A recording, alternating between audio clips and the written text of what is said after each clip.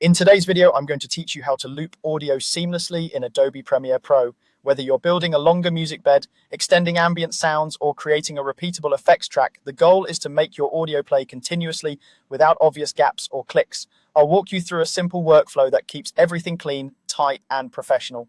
First, bring your audio into the timeline. You can drag the sound file straight from your computer into your Premiere Pro timeline, or drop it into the project panel first if you prefer to stay organized. Place it on an audio track where you can see it clearly. If you're aiming for a loop, it helps to start the clip at the very beginning of the timeline, so all duplicates snap neatly to a common reference point.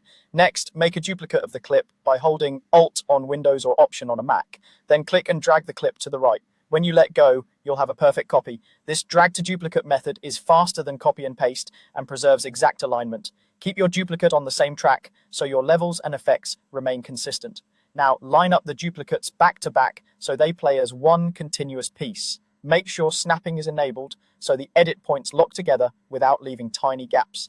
Zoom in near the cut to double check there's no space between clips and no accidental overlap.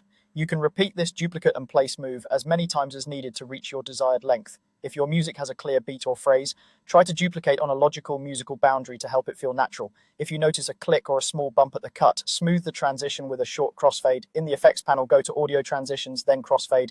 Drag a crossfade onto the edit point between two clips. A very short fade, just a few frames, is often all you need for steady ambience or percussive loops. For music, experiment with slightly different durations to find the most transparent blend.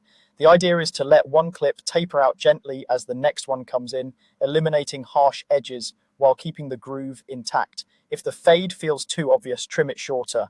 If you still hear a blip, make it a touch longer. Play everything back and listen across each join. When the transitions disappear to your ear, you've created a seamless loop. That's all you need to extend audio cleanly and confidently.